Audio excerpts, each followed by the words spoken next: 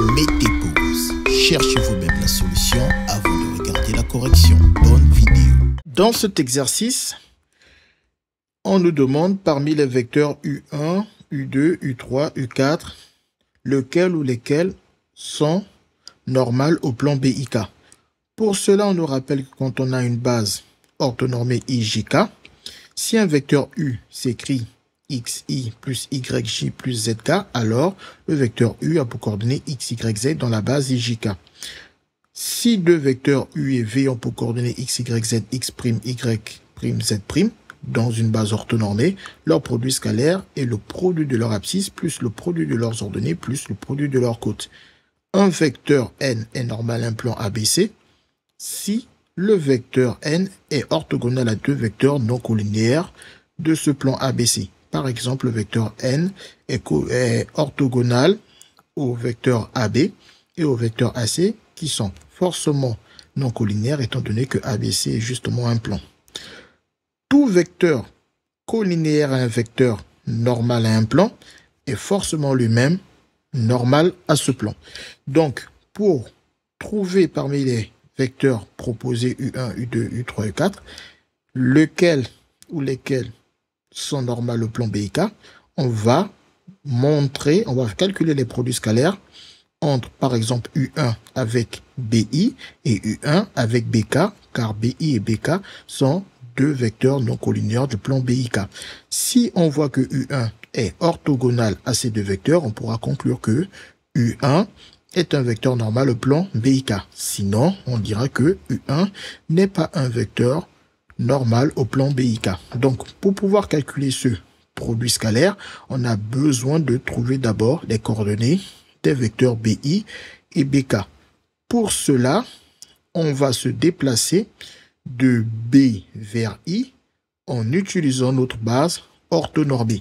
Donc, quand je vais de B vers I, alors je suis là, je fais moins 1 demi de AB. Donc, moins 1 demi de AB.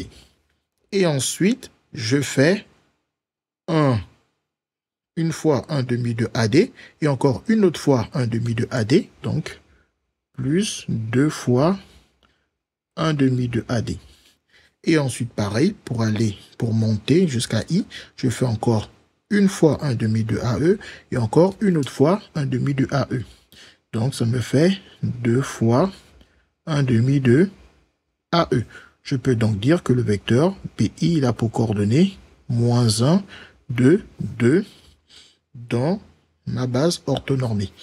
Et je vais faire exactement la même chose pour le vecteur BK. Donc, pour le vecteur BK, je dois aller de B vers K. Donc, le point B, il est là. Donc, je fais une fois moins 1 demi de AB. Encore une deuxième fois moins 1 demi de AB. Ce qui me fait donc moins 2 fois 1 demi de AB. Et ensuite, je fais 1 demi de AD. Donc, plus une fois 1 demi de AD. Plus 1 demi de AE. Voilà. Donc, 1 demi de AE. Et voilà, je n'ai plus qu'à lire les valeurs pour avoir les coordonnées de BK. Donc, BK, il a alors pour coordonnées moins 2, 1, 1. Moins 2, 1, 1. Une fois que j'ai ça, maintenant, je peux faire le produit scalaire de mes deux vecteurs avec respectivement U1, U2, U3, U4. Donc, on y va. Je fais le produit scalaire BI scalaire U1. Donc, le produit de leur abscisse. Donc, ça me fait quoi? Ça me fait moins 1 fois 0, plus 2 fois racine de 2, plus 2 fois moins racine de 2, ce qui me donne 0 plus 2 racine de 2, moins 2 racine de 2 qui me donne 0. Voilà, j'ai que les vecteurs BI et U1 sont orthogonaux. Je refais maintenant la même chose avec le vecteur BK. Donc, BK scalaire U1, pareil. Donc, je vais faire le produit de leur abscisse. Donc, ça me fait moins 2 fois 0, plus le produit de leurs ordonnées, 1 fois racine de 2. Et pareil, le produit de leur code plus 1 fois moins racine de 2. Ce qui me donne alors 0 plus racine de 2 moins racine de 2, ce qui me donne 0. Voilà, j'ai aussi montré que les vecteurs BK et U1 sont orthogonaux. Donc, le vecteur U1, il est orthogonal au vecteur BI et au vecteur BK. Et ces deux vecteurs sont deux vecteurs non collinéaires du plan BIK. Donc, le vecteur U1 est un vecteur normal au plan BIK. On pourrait refaire la même chose avec les autres vecteurs, sauf que ici, on va pouvoir gagner du temps. Grâce au quatrième point qui nous dit, tout vecteur collinéaire à un vecteur normal à un plan sera normal lui-même à ce plan. Donc, si je cherche d'autres vecteurs normaux au plan BIK, je n'ai qu'à regarder parmi les vecteurs proposés lesquels sont collinéaires au vecteur U1.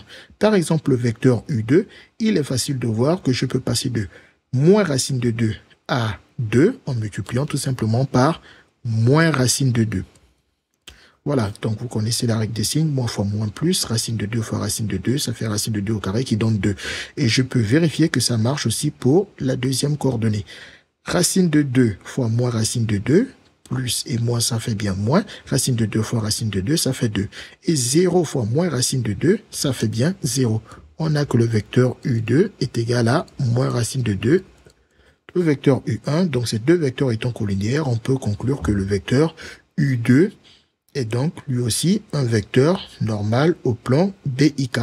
Donc les réponses A et B sont déjà bonnes. Maintenant, pour la réponse C, on pourrait se dire, est-ce qu'il existe un réel K, par exemple, qui va multiplier le premier vecteur ici pour me donner le vecteur U3. Donc, je prends par exemple un K, je dis, est-ce que je peux trouver un K tel que quand je vais faire mon 2 fois K, cela donne 4. Il est évident que ça ne marche que si je prends K égale à 2.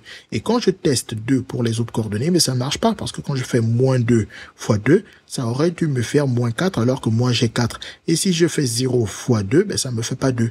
Donc on comprend que ce vecteur U3 n'est pas du tout collinéaire au vecteur U2. Donc la réponse C ne peut pas être bonne. De la même manière, on peut aussi dire que le vecteur U4 n'est pas collinéaire au vecteur U2. En fait, c'est super rapide de voir que les vecteurs ne sont pas collinéaires. C'est parce que ici, j'ai 0. Et donc, si je multiplie par un nombre K pour passer de ce vecteur à l'autre vecteur, je dois obtenir 0 parce que c'est 0 fois K qui doit donner 0. Donc, comme je n'obtiens pas 0, ben, c'est facile de voir à vue d'œil que ces vecteurs ne sont pas collinéaires. Donc, les réponses C et D ne sont pas de bonnes réponses. Les seules bonnes réponses sont les réponses A et B. Les mathématiques, ce n'est pas juste de la mémorisation et de l'application de cours. Ça nous aide à comprendre